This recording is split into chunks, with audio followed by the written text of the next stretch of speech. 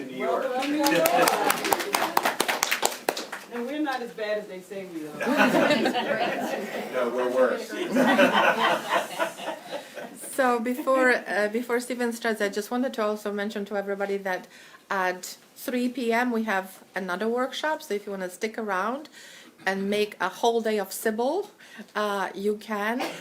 But now, without further ado, please help me welcome Stephen Davis. And Stephen will tell us a little bit about his background because it's very impressive and I neglected to mention all your accomplishments. So please tell us a little bit more about yourself, Stephen. Thank you. I grew up in a log cabin. No,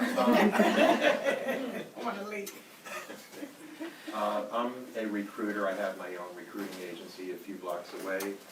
And I've been filling jobs that hiring managers send to me because they trust that I will only send the top candidates. And as a recruiter, I coach all my applicants so that I can increase the chances that they will receive offers when they get into the hiring side.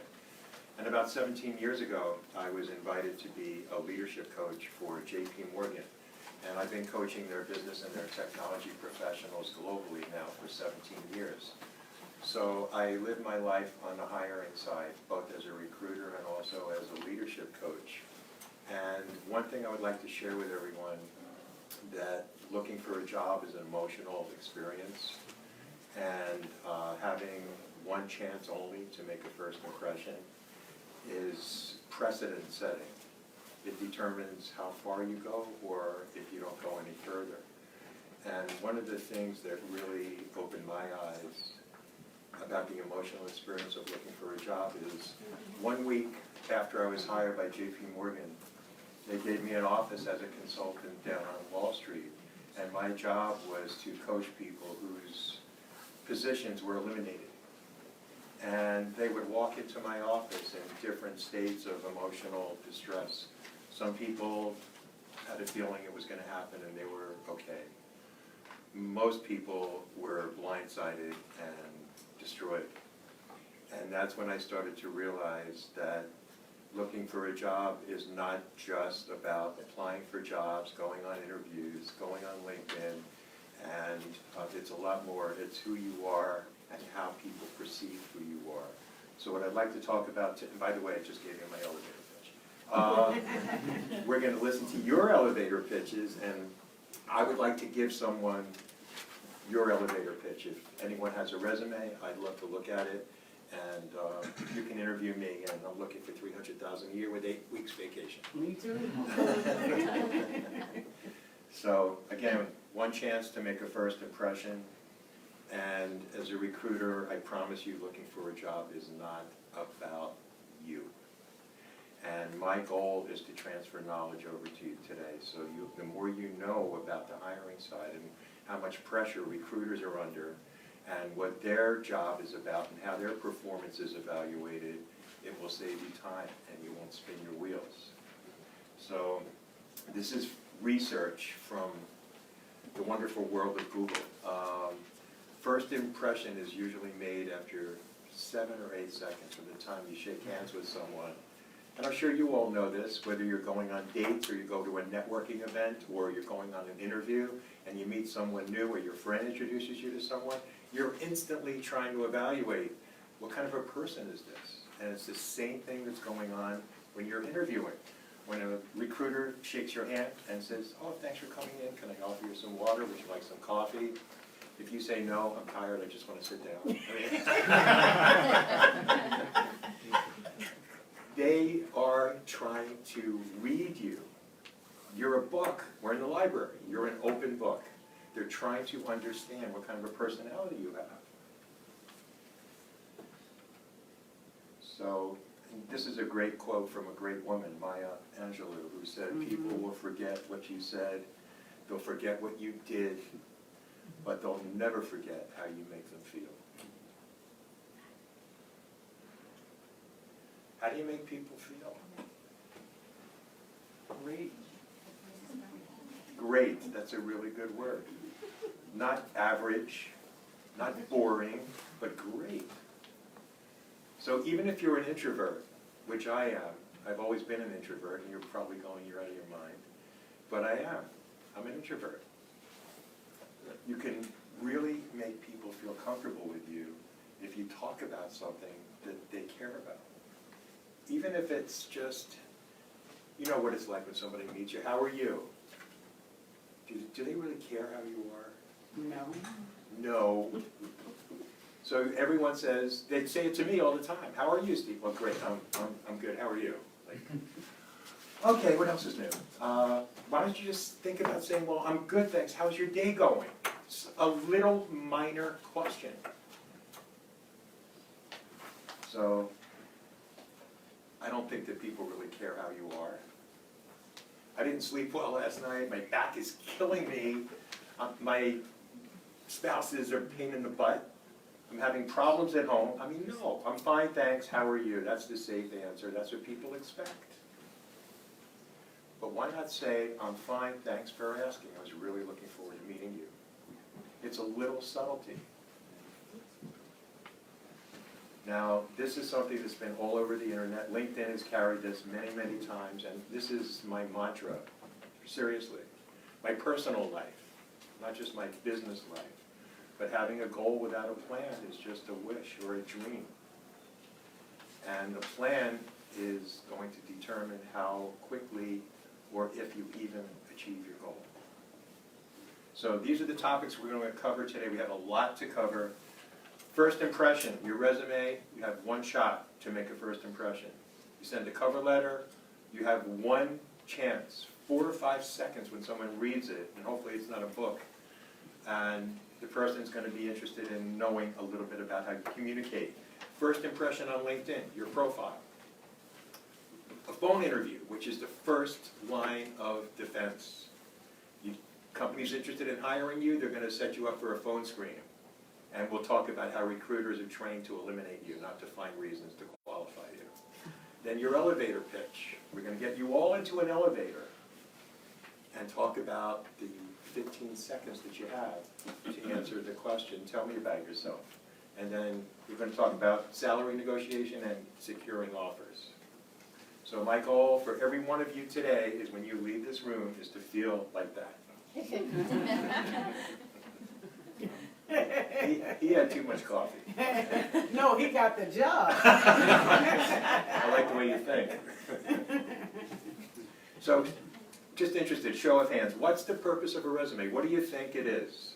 Is it to describe everything you've done in your career, to talk about how you do your job and you fulfill all your tasks, to tell people what, this is what my goals are, I have an objective. Identify your objective, is it to highlight your skills, impress people, I'm a great writer. What is it? Is it none of the above, or let's start with A. How many people think it's to describe your career responsibilities? Zippo, good. How did you fulfill your tasks in every job you've ever had? Is that the purpose of a resume? No. Defining your goals? Anyone? No. Identifying what your objective is. I'm looking to be an airline pilot. No. Okay. Highlighting your skills? Yes? Okay, I see hands. Impressing people with writing? Communication? No. That's the only purpose.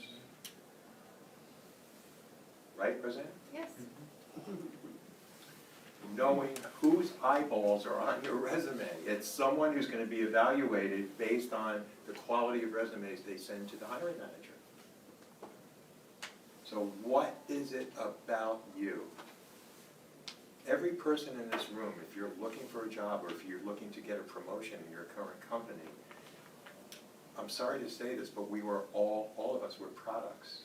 People get hired because of their value proposition, what they can bring to their job. Your resume should position you as, if not the best candidate, one of the top 3. Why you? And these days in the electronic world that we live in, there are 2 obstacles between you and a hiring manager. One is an ATS, and I got to tell you folks, I have to use applicant tracking systems. I use them all the time because a lot of my clients who I used to pick up the phone and call a manager and say, hey, I've got a great candidate, send them over. Now the manager says, Steve, you have to send it through our applicant tracking system. It's frustrating. I go through the same process that job seekers go through. And I've learned there's a method to this madness. And if you do pass the applicant tracking scan, Then you're going to be looked at by a recruiter for a few seconds, again, who is trained to eliminate you. Because recruiters are under enormous pressure, filling 20 to 30 different jobs every day. They want to spend their time on people's resumes that match the job. So they want to eliminate. So it's not enough to tell people what you're responsible for, what your tasks have been. You know, I see so many resumes. Responsibilities include. Please don't use that. Why are you so good at what you do? You've got to explain how you were able to be successful. And we're going to talk about how to position yourself as the leading candidate. And again, the more you understand, you are a value proposition. It's really important. But recruiters, you have no idea, and I think, Roseanne, you can probably verify this, that if a recruiter sends resumes to managers that don't match the job, you're going to get called in and be warned. We need you to shape up. We need you to give us more closely aligned resumes. If they do it again, a lot of companies will just terminate them on the spot. The turnover is enormous on the hiring side. And again, I'm sharing this with you because knowledge is power, and the more you know about what happens on the hiring side, the less time you'll spin your wheels. So everybody gets performance reviews, including recruiters. And we are trained, I train my recruiters, don't spend more than 10 or 15 seconds on a resume. If you're on page 1 and you're halfway through and you don't want to send an email to the person to schedule a phone interview, click off them and go somewhere else. That's what we're facing.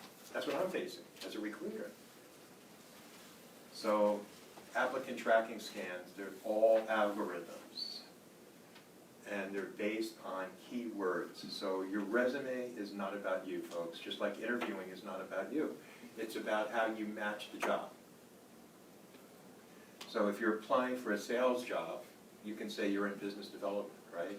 If you're applying for a position that requires Microsoft Office, Word, Excel, PowerPoint, if you just put Word, Excel, and PowerPoint, you don't put Microsoft, you're toast.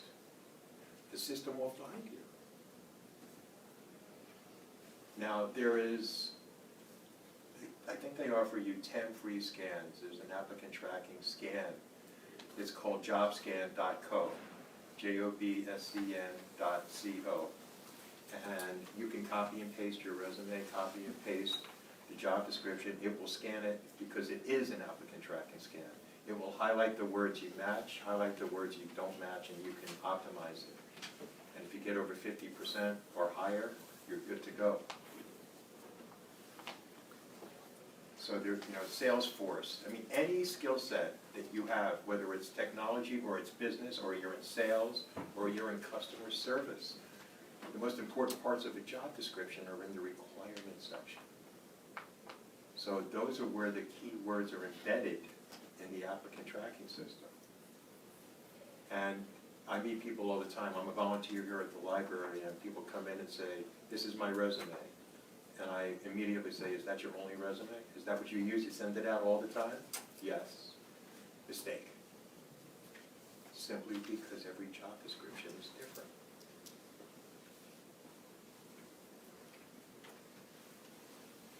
Please don't tell people that you're a great communicator. I've seen so many resumes, excellent communication skills, and I see typos. If you were on the hiring side, wouldn't you judge people's communication skills by the way they write? It goes without saying. So we're not looking, as a recruiter, we're not looking for, multitasking and thinking outside the box, which is overused and has very little meaning these days. There's the box, just in case.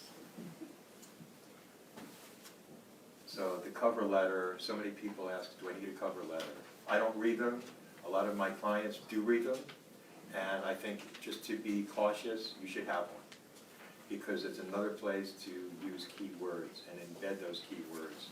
And a lot of companies will ask you to upload your resume to increase the chances of matching keywords. I strongly recommend that you insert the cover letter as the first page of your resume, so the scanning will cover the words in your cover letter as well. So who thinks the cover letter should be A, explaining who you are and why you're interested?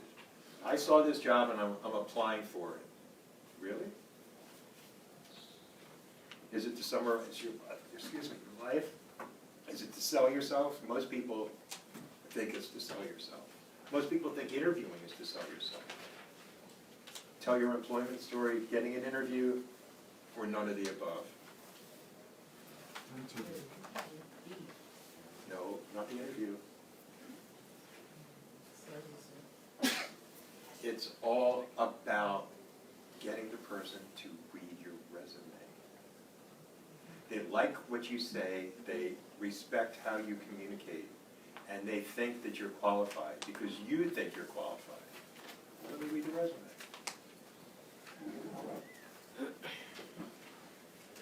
It's extra work, but again, think about it from who's looking at it. And what I always, yes?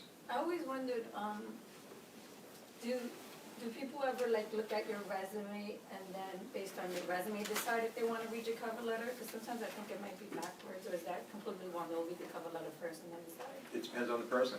Some people will do that, some people won't. But there's no law. Everybody has their own style. But most of them are boring. When I coach people on, Roseanne's shaking her head.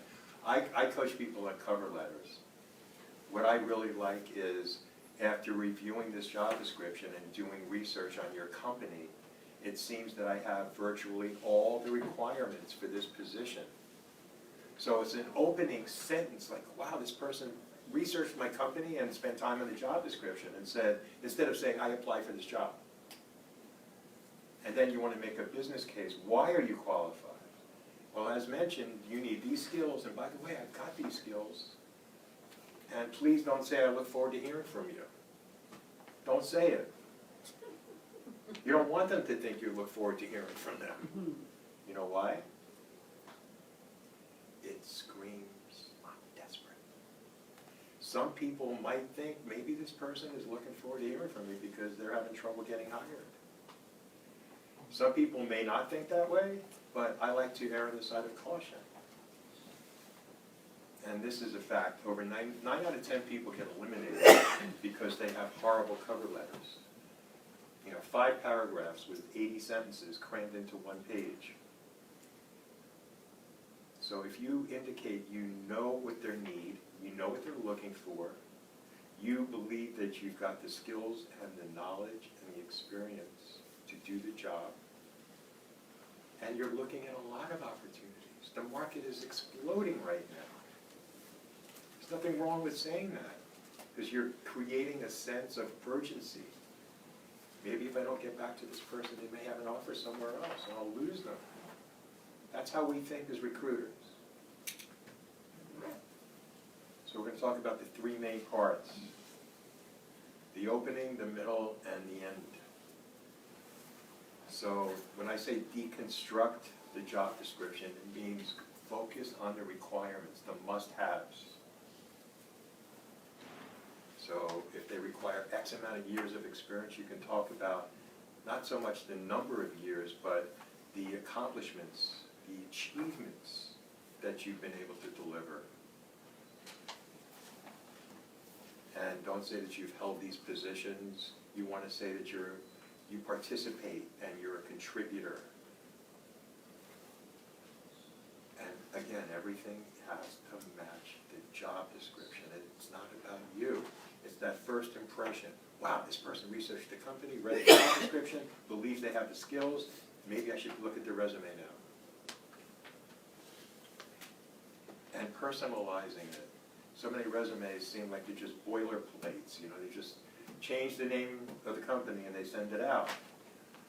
First impression, that's the first thing someone's going to think of you.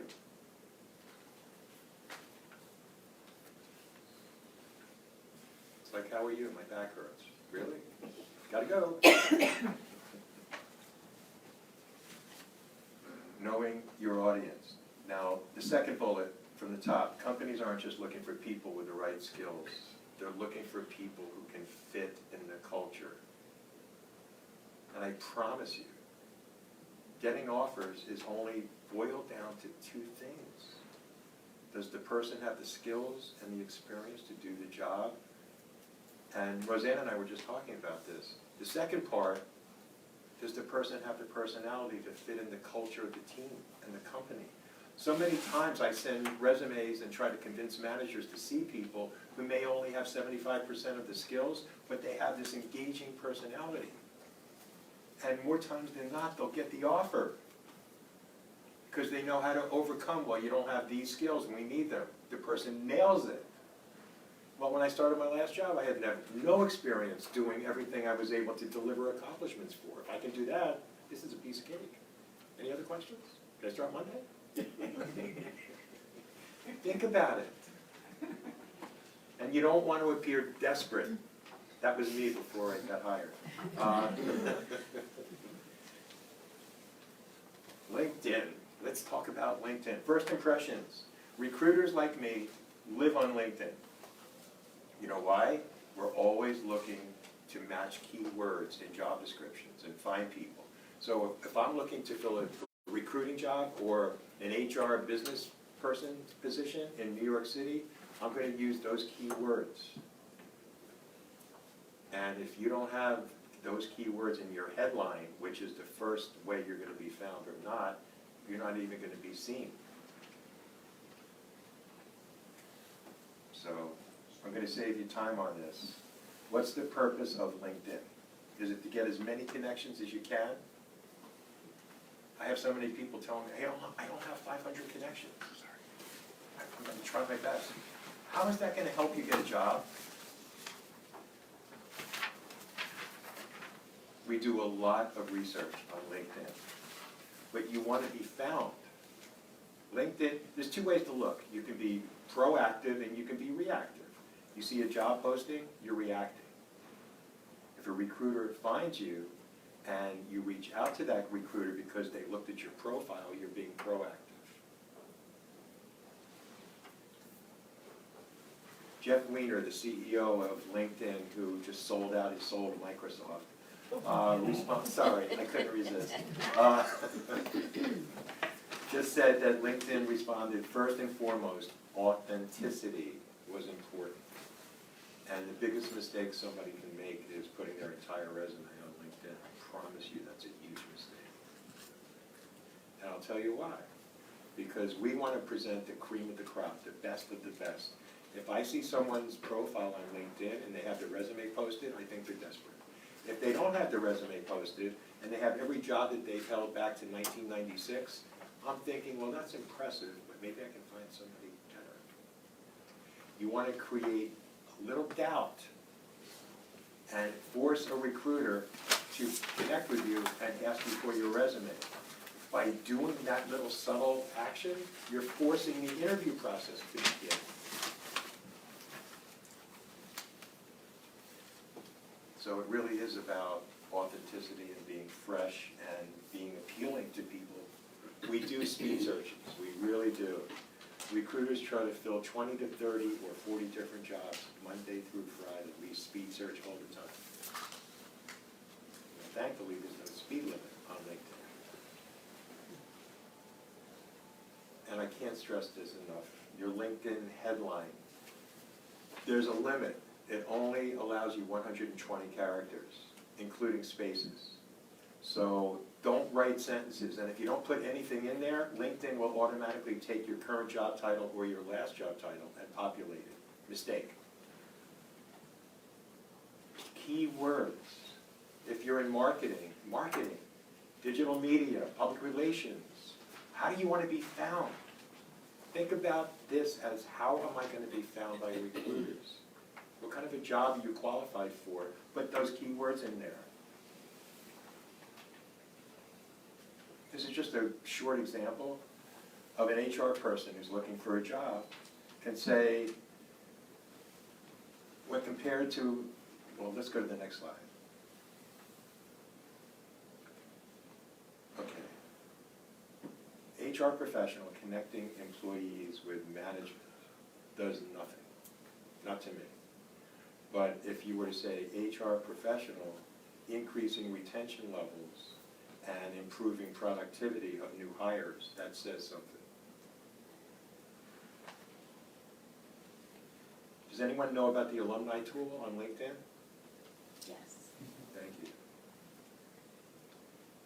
I have spent years of research trying to find out how a complete stranger on LinkedIn would care about a complete stranger messaging them. It's a big challenge. And I have learned personally when people message me on LinkedIn and say, oh, I see you work for JP Morgan, can you send my resume over?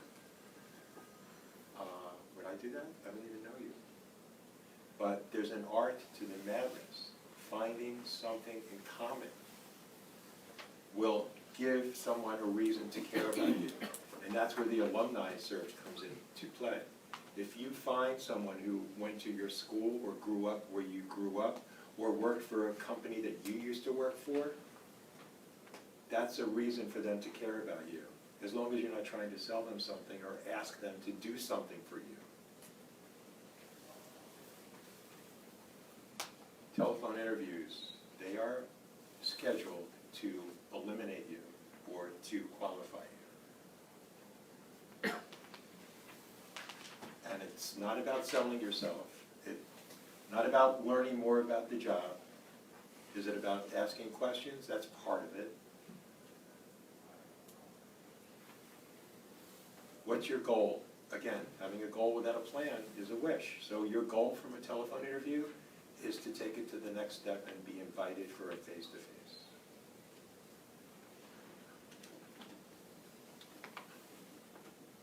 And this sounds crazy, but when you're on a telephone interview, if you stand up, it helps.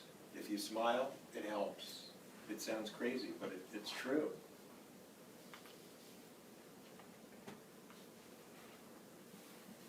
Face-to-face interviews. There are all kinds of interviews. Panel interviewing. Amazon does 8-9 rounds of interviewing. And then they'll get back to you in a month. It's important to look the part, okay? Now, obviously, if you're going for the circus job, you're in. But that's how we're judged, first impressions. What's the person wearing?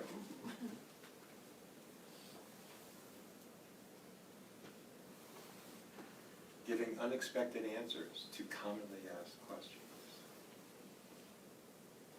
Everyone says, I'm a multitasker. Everyone you meet with has met with other candidates before you. You want to be a leading candidate. So if you say things that are different, you're going to be remembered. And that means you will have an advantage. When you leave and shake hands, the person's going to make notes. Yeah, this person was not giving me boilerplate textbook answers. They were sincere and they were well thought out. A couple of things I found online. I see you did well in school, but what real skills do you have? I can take tests. I'm really good at taking tests. And recent college graduates, that's what we're looking at, seriously. Here's another one, marvelous. Why did you leave your last job? Well, the company moved and they didn't tell me where they were going. So your elevator pitch, most people get very nervous about it. It's that first impression. I always start every interview with, thanks for coming in, so tell me about yourself. Has anyone been on an interview when you were asked that question? Can I ask somebody, how do you typically answer it? Anyone. And this is not a test, do not be alarmed. Would anyone just like to share? Tell me about yourself. Someone just left the room. Okay.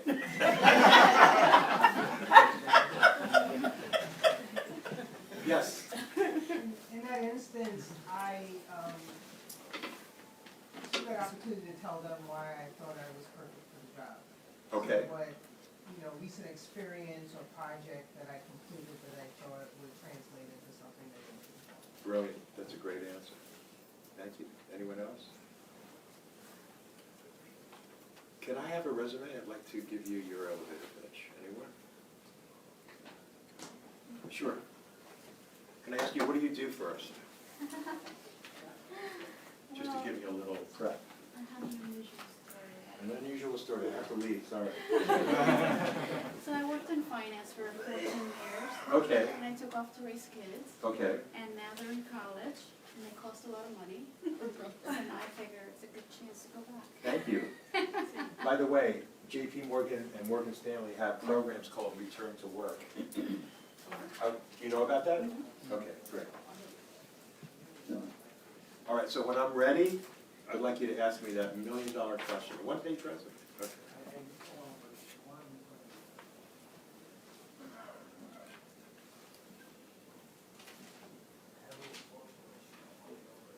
Jenny, before we get started, your last job was volunteer, which you're currently doing at New York Cares. Good for you, that's great.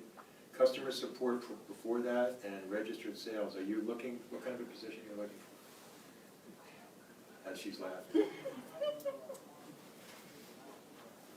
I'm not so sure that I want to go back to finance, but that's been the hardest part.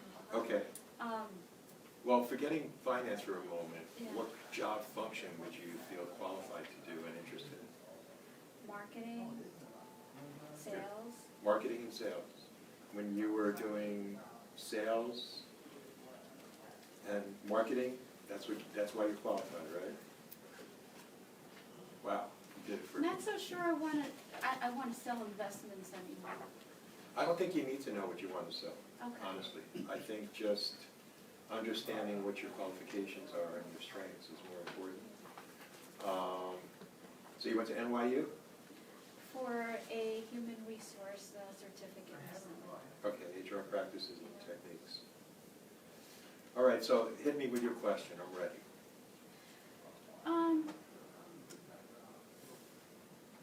I think that I have to work internally more and know exactly what I want to do. I think, I think I'm not so clear in that. okay, I still have people at Morgan Stanley that I can call, and I'm sure there'll be more than, but I don't want to do that because I respect their opinion and I respect them. I don't want to just go and, you know what I mean? I do. But let me give you your elevator pitch, okay, based on what you just shared. I consider myself a very lucky person.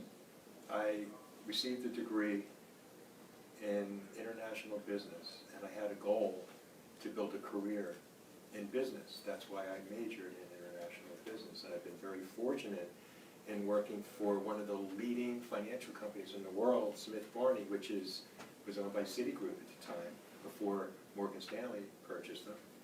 And I was very successful in using my sales abilities and my marketing abilities, and I produced quantifiable success and achievements and accomplishments. And I've learned so much along the way. And now, one of the reasons I'm so excited to be speaking with you is I'm looking for a position that I can utilize all my skills, just like this job, join a team and make a difference and roll my sleeves up and really be of value to your company. Yeah, that's exactly how I feel. You know, like I'm ready to roll up my sleeve and I have all this energy. that for her. Yeah, I know, I wish I could have recorded it. It's on Facebook. But Thank you, yeah. you're welcome. I don't think you need to know exactly what you want to do. When you find it, you'll know it. If you go on an interview and you know, I just don't feel it, that's a no, and just keep going. I mean, I do have a passion right now, which is a little differently, like I'm into health and wellness and self-development. That's what I would like to do. Okay. Maybe a marketing and sales in that aspect, but I don't know how to translate that other business thing that was to now. I don't think you need to translate it. I think you know. Just exactly what you said. Yeah. You want to leverage everything you learn. Okay. Thank you. You're welcome. And this is true too. Most hiring decisions are made within the first 30 seconds or less. Because it's all about this, it's personality. So what's your goal? You want to have the goal when you go in. If it's a phone interview, the goal is to get the in-person interview. If it's an in-person interview, what's your goal? You want to get the offer. Sometimes you'll have to come back 2 or 3 or 4 times or 10 times. But the process of interviewing, if you look at it as practice and don't show up thinking you have to sell yourself, but show up thinking you want to transfer knowledge and just share who you are and why your achievements match the job, you're not going to be misinterpreted as being desperate. You're going to be seen as being confident, and you're going to be seen as someone who thinks clearly. Try to take the emotion out. And you're not your resume. I ask people to tell me about themselves. Well, I worked here, here, here. No, I know that. It's on your resume. You're not your resume.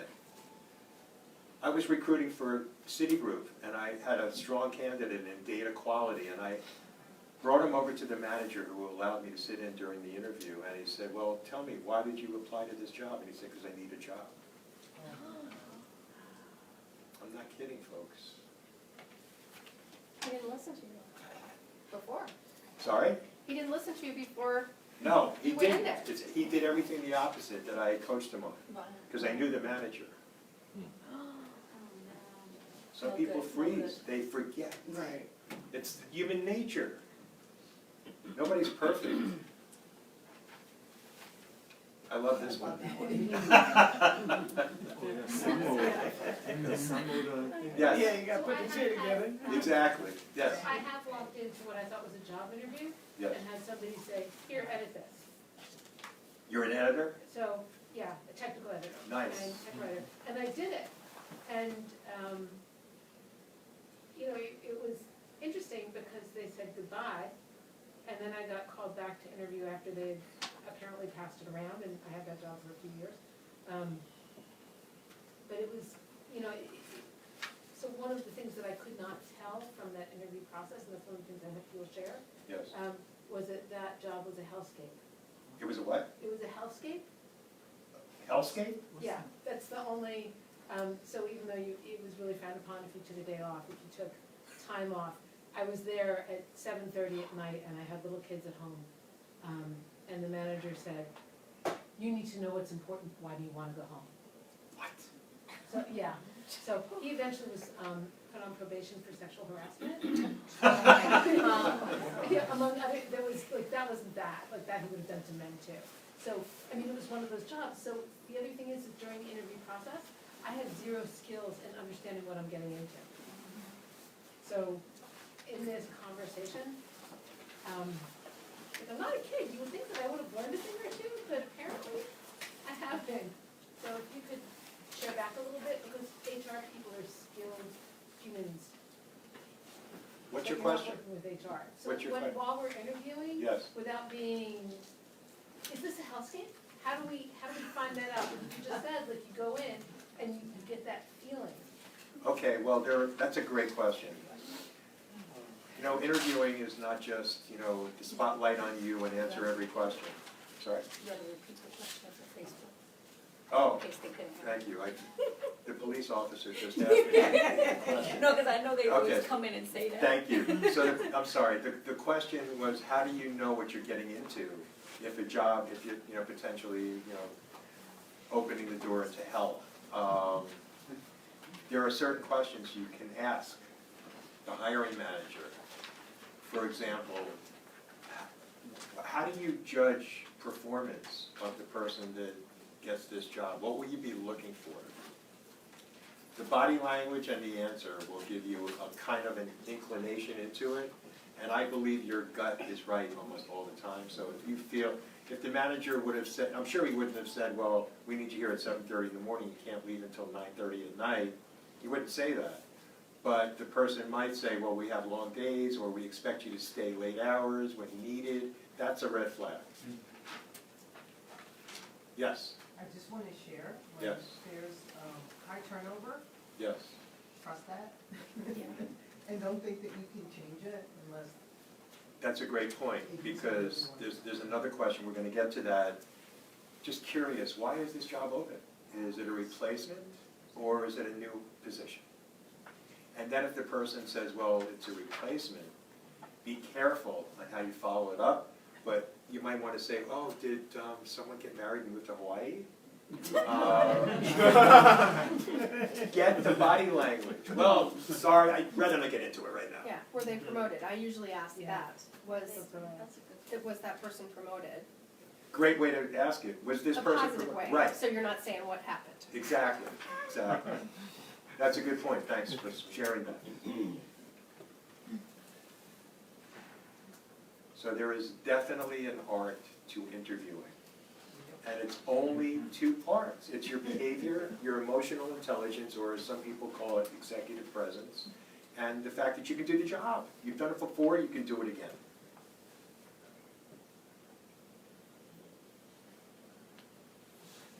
And interviewing is storytelling, just like the elevator pitch. Think about it. You have children, you read books to children. Every book is a story.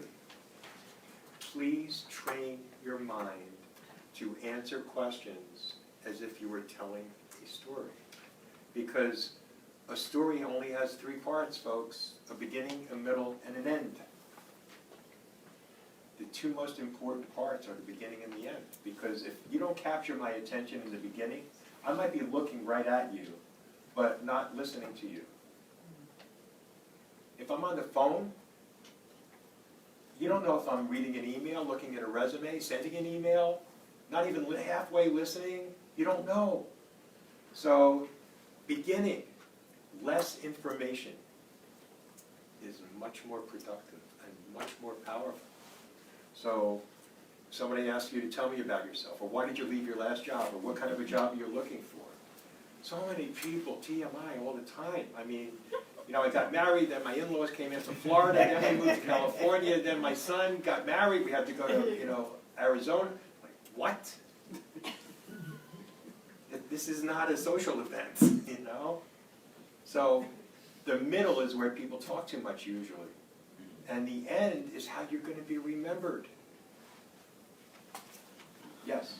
I was just wondering, is it common, because I've experienced this, where like, when the interviewer, during the interview, you wonder if the person ever looked at your resume? Because some of the questions that they ask, like, do people just interview people and don't really look at their resume? Maybe like someone else sent them that person, so maybe that actual person interviewing you didn't look at your resume?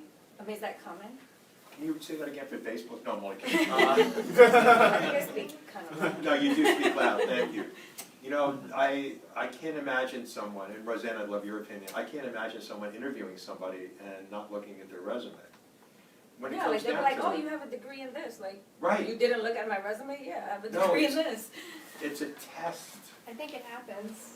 I think it happens, and I think that they want to see what you, kind of if your story matches. Exactly, and Roseanne, she's kind enough to visit us from Deloitte in Texas, and that's right, you defend your resume. So if you think the person's asking questions, they should have known this, they didn't read my resume. They want to hear how you answer the question. Instead of saying, you idiot, it's in my resume. There's an art to this. And we're going to go into interviewing styles. Some people are very casual and laid back and, oh, how are you? Oh, yeah, how long have you been in New York? And they do it on purpose. I do it. Because people fall into it. They fall into the casual interview and they say things they regret. So tell me the truth. Why did you really leave your last job? Well, my boss and I didn't get along. You're not getting hired. Thank you. You're out. You just shot yourself in the foot.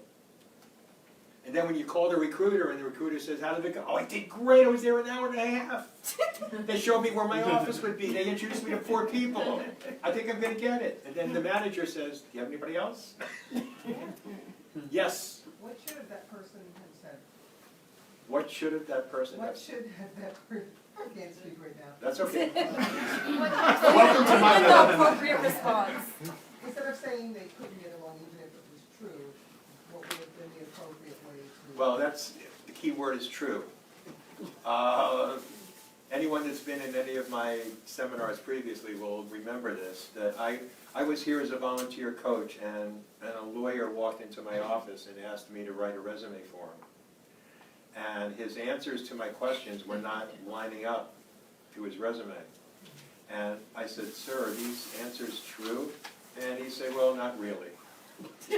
And I said, not really? I said, well, you can't ever lie on a resume because it'll come back and bite you.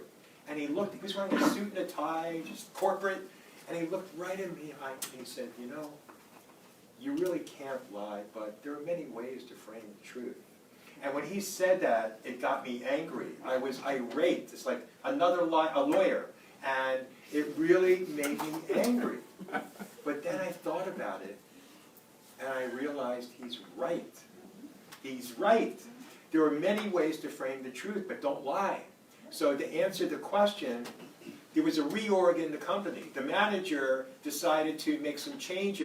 I mean, you don't want to lie, but think about some, events that have occurred. First of all, no one's going to verify it. By law, when an employment verification happens, just dates of employment and title. They're not allowed to give a reason for leaving anymore. But still, you want to be credible. And what happens all the time is there are mismatches. I coach people who say, I got hired, and the job description didn't match up to what I'm doing. Yeah. It happens all the time. Why do you want to leave? You've only been there 6 months. It's the same thing. Yes? What about if the employment has been for 2 months, for example? And, So what about if the employment has only been for 2 months, and then you're looking for a job? So let me ask you, what's the truth? And then we'll figure out how to frame it. they let me go actually. They'll let you go? Yeah. You- It was you not a mistake or something. It was just not productive. It was not productive, meaning what? I was not fast enough. Not fast enough? Yeah. Were you the only person let go? No. Ah! So the answer is the company went through a reorg, and a number of people were, reassigned, and I was one of them. Right? That works. That's how you frame the truth. You're framing it. You're in the picture frame business. And yes, yes, yes. It's a similar question. Okay. Let's say it's 2 months, and can you just leave it out? Well, if you leave it out, the question is, if you've only been there 2 months, can you just leave it out on your resume? I'd love your opinion, Roseanne, but my instant reaction is everyone will do an employment verification and a background check. It will show up, right? It Yes. does. It very likely will, and you'll be questioned on that gap. Right, how do you explain what you were doing? And if somebody does that background check and they see you were employed for 2 months and it's not on your resume, your credibility is in question. You're welcome. So please be careful. It's better to be honest and just frame the truth. Is that through the ATS engine? How are they verifying How are they verifying what? your, say, 2-month gap? Background check and employment verification. So where is that all going through government or? No, there are private services, which I use. I don't send anyone unless I do thorough background checks. Some of my clients mandate me to do drug tests. So recruiters, Through like federal information? people pay money to get those services. Sir, you had a question? Just going to add, I found it helpful if asked that question to explain the reason, but end on a note along the lines of, however I was able to accomplish X, Y, and Z, or, I'm really excited that I was able to impact this Yes. project, and it was a great experience. So you leave them thinking about the positive impact you had, even though Yes. your experience was limited. Great point. I would start off with that. So before explaining why you left after 2 months, first say, I was able to accomplish so many achievements. And I'll be happy to share some if you're interested. But then I realized that these events occurred, and I left. It's that first impression. Start off with the good, and then talk about why you left. And remember, you're evaluated in the first 5 to 10 seconds on every answer. So don't be nervous. Yes? So I had a lot of jobs where the bosses weren't, well, I was not happy with the, how to say this, they were difficult. But I got really great recommendations from people who work, his colleagues and other direct reports. In other words, I did a great job, and I find myself offering recommendation letters during the interview just to show I was a great worker, but now I'm wondering after what you said, is that a bad idea all the time to? Well, the question is it a good idea to show letters of recommendation during the interview? Is that I've accurate? given them, yeah. Give it to them, copies, yeah. But then I'm wondering, is that too eager when you said, desperation? I think it is too eager. Yeah. And you don't have to reach out and give somebody a letter of recommendation. I think if you, and I commend you for having the letters, but during the interview, if you have an opportunity to say something like, if you were to ask my previous managers about my performance, this is what they would say. Thank you. You're welcome. Please don't dwell on those letters, because the way you present yourself is more important.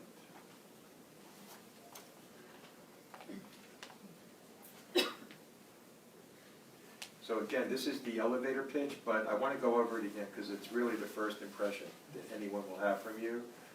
Understand the job, the requirements in the job, and then impress the hiring side with very specific examples of what you've done as it relates to what they need. And then do your research on the company and on the interviewers. And get personal. Say, I noticed you've been with the firm for 3 years. You were at Deloitte in Texas, you moved to Deloitte in New York. So show them that you did a little research on them. So many people just think, I'm going in, okay, hit me with your questions, that's it, I'm ready, come on, come on. No, no. And these are 4 points that I've learned just listening to people. They're not mine. Somebody told me I can describe who I am in 3 words. Lazy, good for nothing. Come on. If somebody said, so tell me about yourself. You know what? My manager would say, I am never ending, I'm loyal, I always go above and beyond. That's who I am. Wouldn't you think, wow, not many people talk that way during interviews. Or the way I live my life is I eat a lot, I drink a lot, and I go out a lot.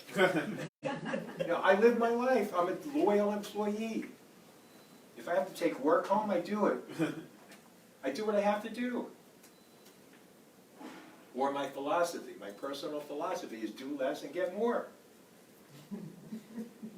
Just by saying those, I can summarize who I am, or the quotation, I live my life, that no one talks that way. Right? People that know me best, they say I would trust them with my life. My manager always gives me work because he or she knows I will never let them down. You're not your resume. And this is really important for you. Those of you who don't know who Yogi Berra was, he wasn't a cartoon character with boo-boo. He came up with the craziest quotations, and he said, you've got to be very careful if you don't know where you're going, because you just might not get there. So you got to know where you're going. Having a plan to get your goal. Put it down on paper. Practice your elevator pitch. Practice it with your family, as long as they don't lock the door so they can't get out. Record it and call yourself. Record it on your phone. The goal is to get offers. And a good elevator pitch explains who you are, what do you do so well, and what you're looking for. And what you're looking for is the job you're interviewing for.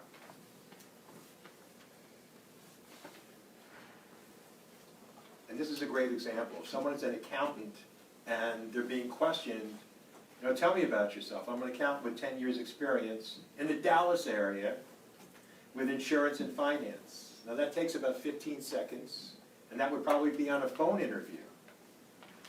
But a USP, a unique selling proposition. Has anyone heard the phrase? It's all about your product and your worth to the company.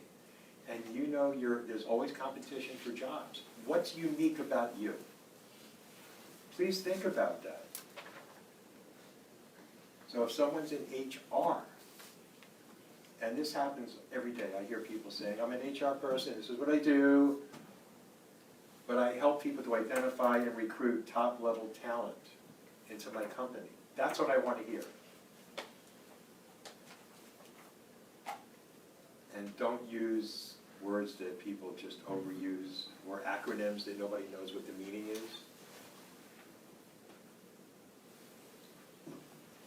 I can't stress it enough, practice it, because your mind is who you are.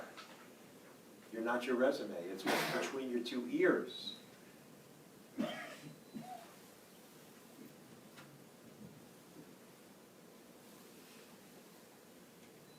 The best elevator pitch won't work unless it's delivered. How many people watch commercials? They're selling you.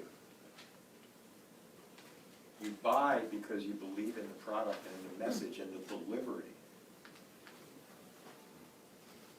So this is important. How do you get an offer?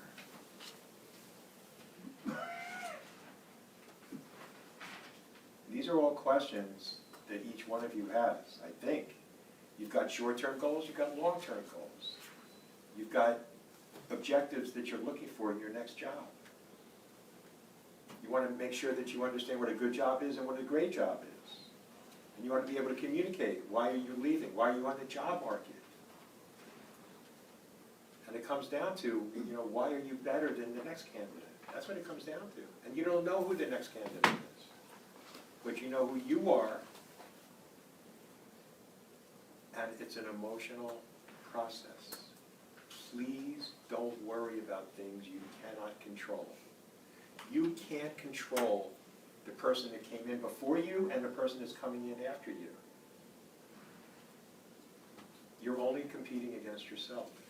And that sounds weird, but I got to tell you something. From my personal life, I grew up in Brooklyn, and I used to cut school to play pool. And I graduated, but I used to shoot pool, and I still do. But one of my friends plays a little better than me, and I used to play him and get so angry because he would beat me and I would miss shots that I know I could make. And he would say, what are you so angry for? Because you keep beating me. That's why. I know I'm better than this.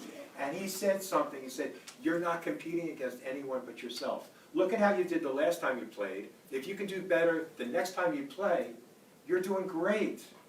So think about it. You can't control anyone else. You can control how you present yourself on interviews, how you talk on the phone interview, how you present yourself in person, what your LinkedIn looks like. We're going to get to that next. Don't think you're going in there with all this pressure. You have enough pressure. Do better than you did the last interview, and then you won.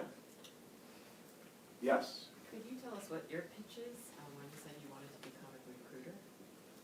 Say that again? Could you tell us what your pitch was when you became a recruiter? What my pitch was to get a job as a recruiter? Yes, why you love that job. Well, I needed a job.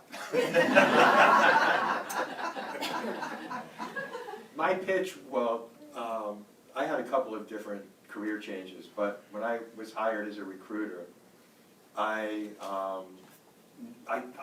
presented myself as a good salesperson, and recruiters are evaluated on getting jobs to fill.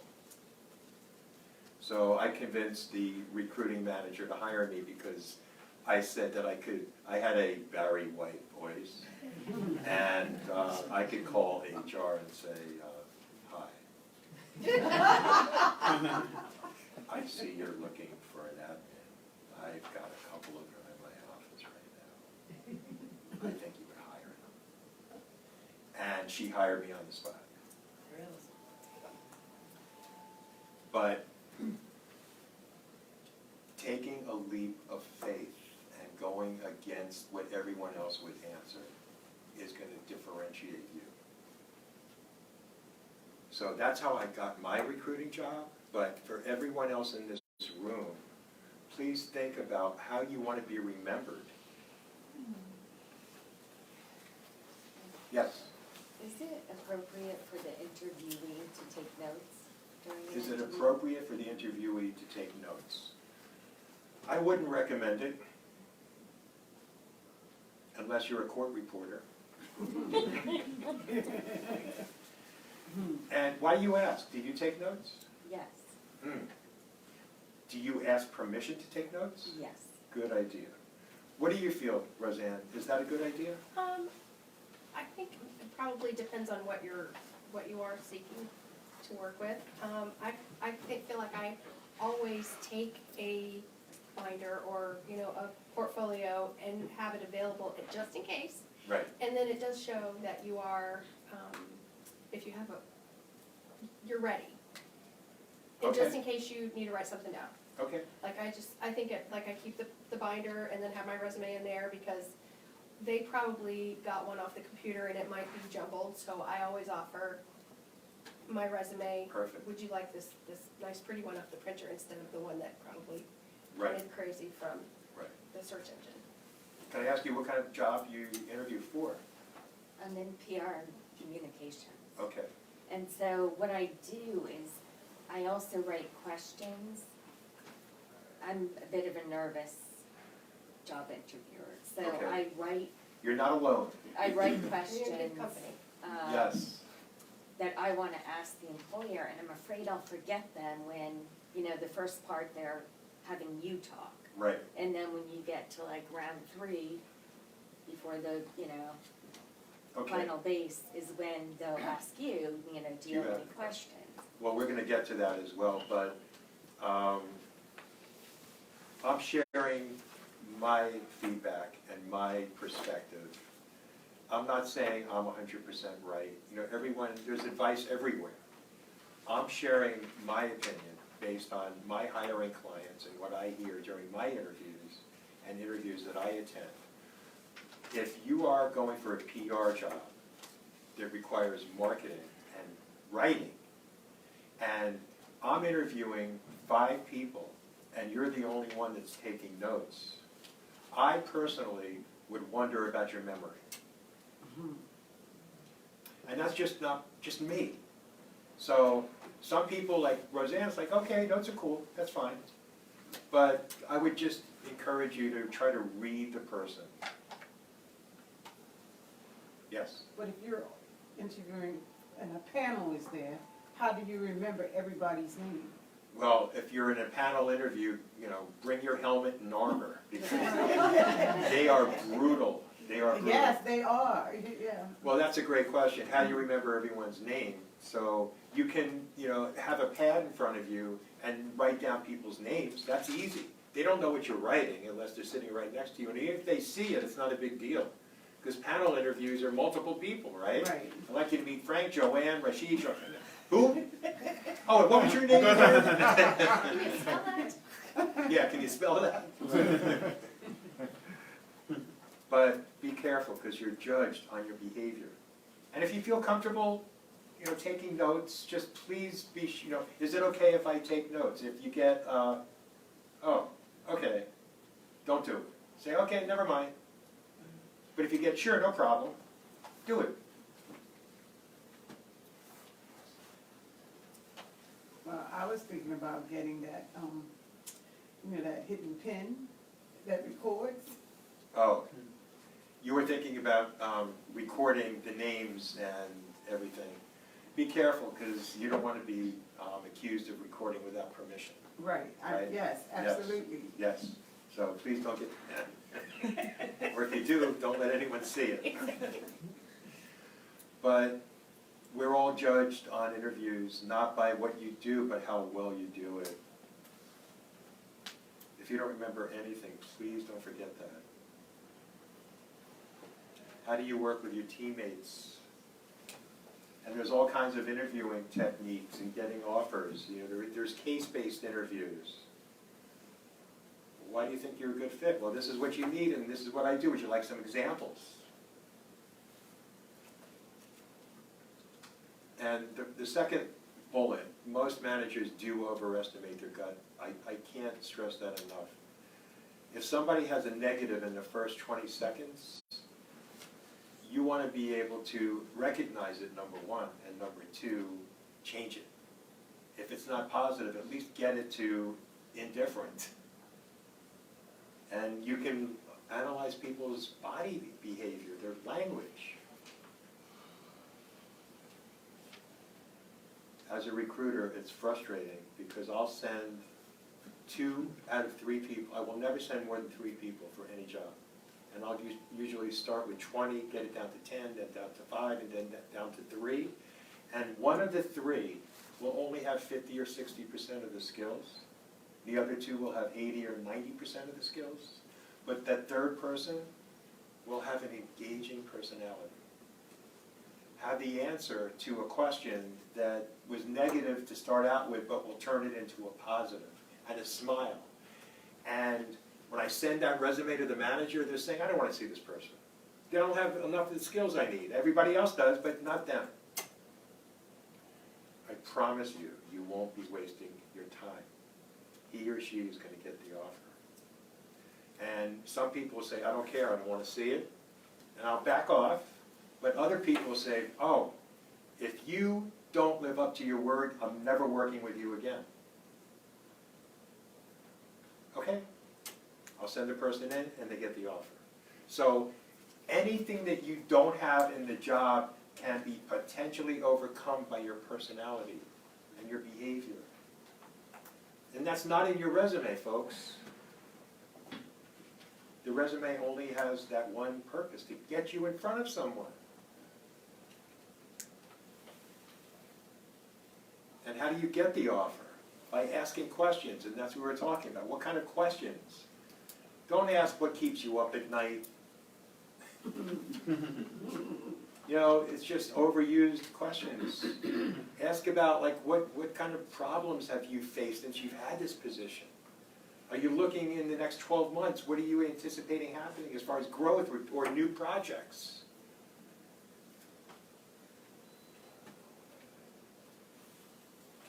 And interviewing really is about overcoming objections. And they're usually disguised in innocent questions like, oh, why did you leave your last job? And most people don't even know that's an objection. It is. It can be.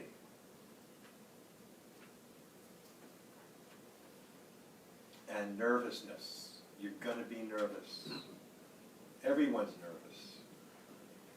How do you react to being nervous? That's the question.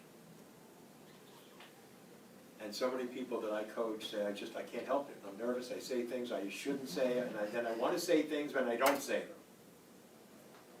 Well, maybe this will work. Imagine before you go in for a phone interview or an in-person interview, where you're going to take your nervousness and say, I'm going to be nervous, but I'm going to make believe that I'm an actor or an actress, and I'm taking this part. And my part is to be me and not be nervous and nail these questions. Sometimes it works. Please try it, because it removes you from that voice in your head that says, I'm nervous and I'm not going to do good. Because we all have that. We have a negative voice and a positive voice.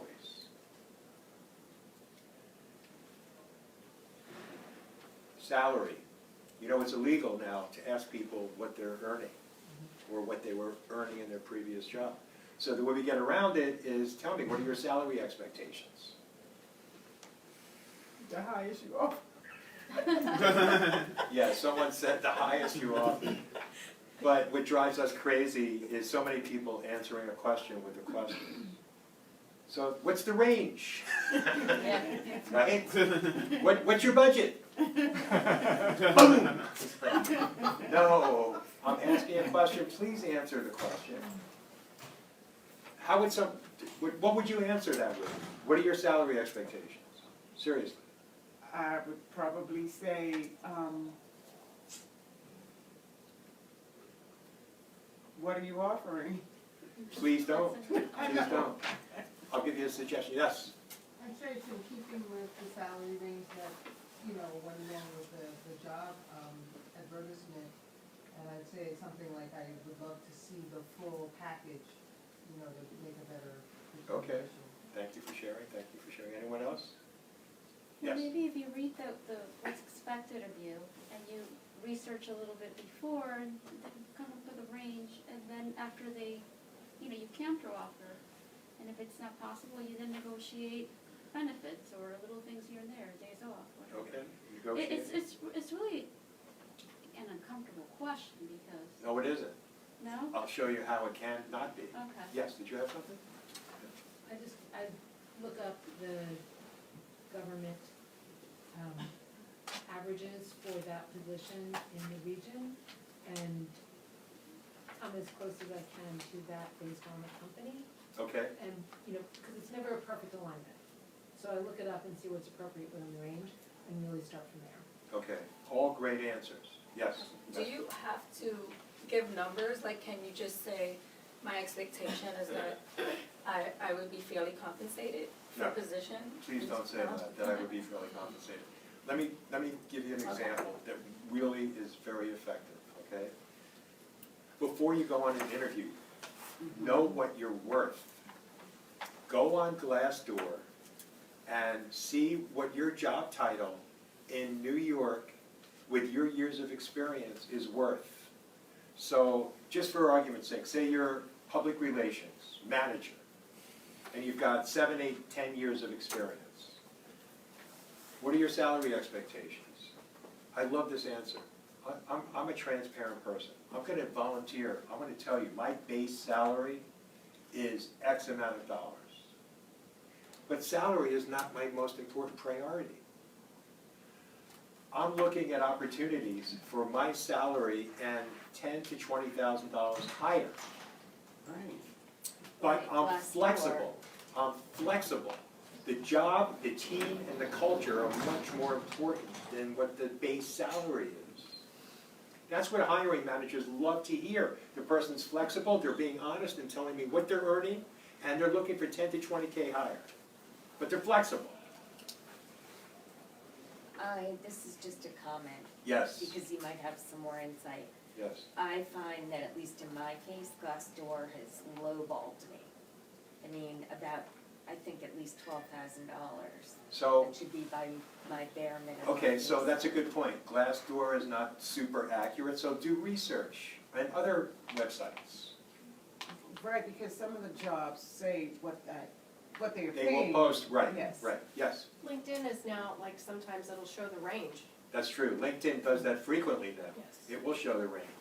And to your point, you want the highest number. That's right. But you're negotiable. But I'm flexible. I like it. Okay. So again, no amount of money is going to make you happy if you hate the manager. People don't leave jobs. They leave managers. It's true. There's a dollar value. If you get an offer for a public relations job and it's only $5,000 more than what you were earning, but you love the manager, you love the team, you know you can be evaluated on your performance and one day get a promotion and a raise. There's a dollar value. Maybe you'll have another offer for $20,000 more, but you're going to be working until 11 o'clock at night and people are going to be on your neck. Right?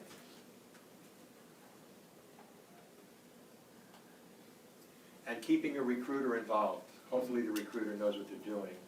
Because most technology recruiters that I work with, they don't know, Python code from a Python snake. I'm not kidding. They're just matching words. That's all they're doing. But some recruiters, if you are set up for an interview with a client and a recruiter and an agency sets you up, that person is the most important person for you to know. And you want to ask them questions like, how long have you been filling jobs for this company? How well do you know the hiring manager?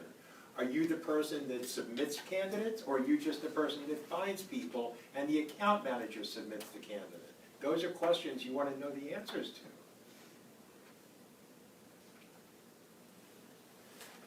And that's the end. Thank you.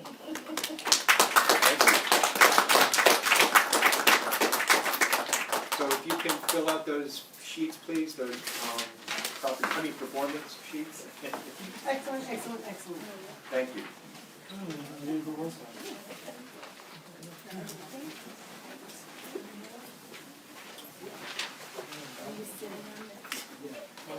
Oh, no, you know. Hi, my name is Richard. Tara, nice to meet you. First time being here? No, I've never been to this particular seminar, but no, I come here during my time. But I had to come in a while.